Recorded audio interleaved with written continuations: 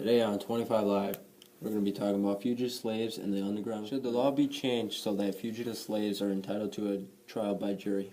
Despite the Sixth Amendment provision calling for a speedy and public jury trial and the right to conceal, nor could fugitives testify on their behalf. What was the secret trail that slaves used to get to the North, and how did it work? Free Americans and white abolitionists developed a secret network of the people who would, at great risk to themselves, aid fugitive slaves to their escape. It was called the Underground Railroad. It worked by the conductors hid fugitives in secret tunnels and false cabinets and provided them with food and clothing, and escorted or directed them to the next station, often in disguise. What are the personal liberty laws? Personal liberty laws forbade the imprisonment of runaway slaves and guaranteed that they would have a jury trial. One Georgia man mean when he told his mother, "Do not be surprised when I return home, you will find a confirmed disunionist." He meant, "Don't be surprised when I return home and I cause disunion." What was a component of the Fugitive Slave Act? A component of the Fugitive Slave Act was the Compromise of 1850. What was the punishment for helping an alleged fugitive? The main punishment for helping an alleged fugitive was anyone convicted of helping an alleged fugitive was subjected to a fine of $1,000, imprisonment for 6 months, or What did the novel Uncle Tom's Cabin tell the people about slavery? It was a message to the people that slavery was not just a political contest, but also a great moral struggle.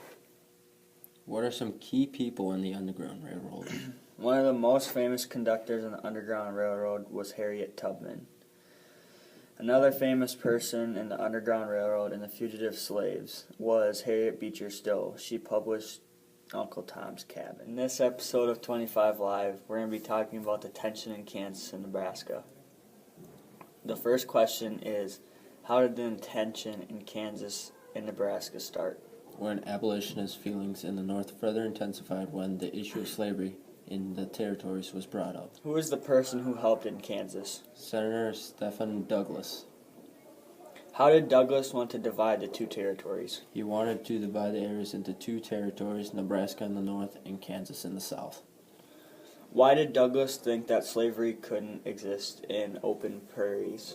Because none of the crops relying on slave labor could be grown there. For this topic is, how did Douglas decide how to have slavery? By having popular sovereignty to decide whether slavery would be allowed in the Nebraska territory. Next time on 25 Live, we're going to be talking about fugitive slaves in the Underground Railroad.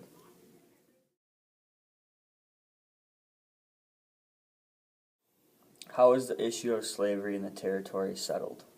It was supposedly settled by the Compromise of 1850. Where was Douglas pushing a huge organized territory?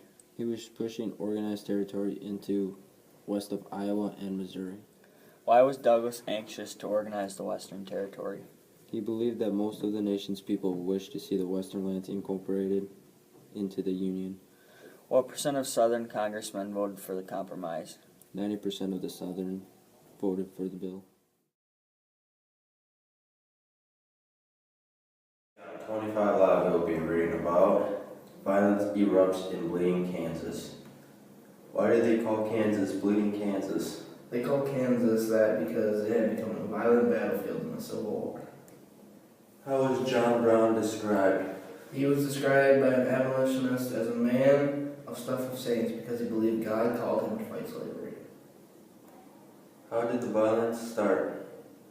The violence started when people traveled into Kansas and voted illegally. Who was the senator that was into Kansas and what did he do? The senator from Missouri was David Atchison, and he brought people into Kansas to vote illegally. What kind of people poured into the Kansas Territory? Some of the people that poured into the Kansas Territory were farmers, searching new land. Most were sent by immigrant aid societies. Groups formed specifically to supply rifles, animals, seed, and farm equipment to anti-slavery migrants. How many people poured into Kansas? Kansas had enough settlers to hold an election for territorial legislature. What did the post-slavery post do to carry out the grand jury's will? They armed 800 men and swept into Lawrence. What did the tensions result in? The tensions resulted in new political alliances as well to violence. As the two sections grew farther apart, the old national parties were torn apart and the new political parties were emerged.